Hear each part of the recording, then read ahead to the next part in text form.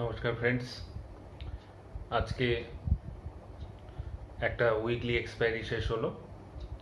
আর weekly এক্সপায়ারিতে আমরা দেখলাম যে মার্কেট অনেকটা নিচে নেমে 203 পয়েন্ট, নিফটি 203 পয়েন্ট নেগেটিভে বন্ধ হয়েছে।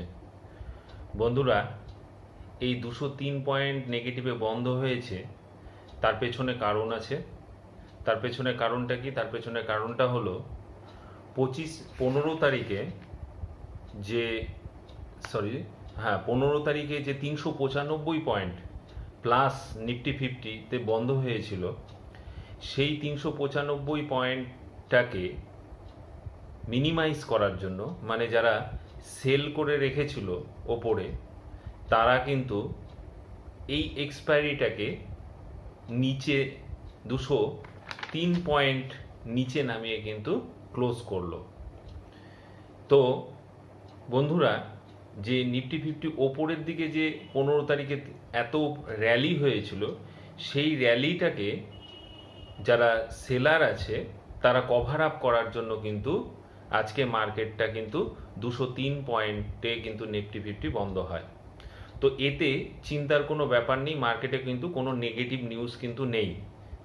এটা শুধুমাত্র প্রফিট বুকিং হয়েছে। যেহেতু একটা স্ট্রং র্যালি হয়েছে, সেই র্যালির পর একটা প্রফিট বুকিং হয় এবং আজকে একটা উইকলি এক্সপায়ারি আছে, তার জন্য কিন্তু মার্কেট এতটা নিচে নেমে কিন্তু বন্ধ হয়েছে। তো চিন্তার কোনো ব্যাপার নেই। তো আজকে যে ইন্ডিয়া ভিক্স, সেই ইন্ডিয়া ভিক্স 1.7% নেগেটিভে বন্ধ হয়েছে। এটা খুব একটা নেগেটিভ বলা চলে না, তাও কিন্তু মার্কেটে কিন্তু 17.26, মানে যথেষ্ট ভোলাটিলিটি আছে মার্কেটে। তো মার্কেট কিন্তু ওপরের দিকে এবং নিচের দিকে দুদিকেই মুভমেন্ট করতে পারে এবং বড় সড়ো মুভমেন্ট করতে পারে। তো সমস্ত কিছু বিচার বিবেচনা করে আমার কালকের জন্য যে সাপোর্ট আর রেজিস্ট্যান্সগুলো হবে, সেই ফার্স্ট সাপোর্ট হবে 24,465, তারপর 24,376, তারপরে 24,200, তারপরে 24,100।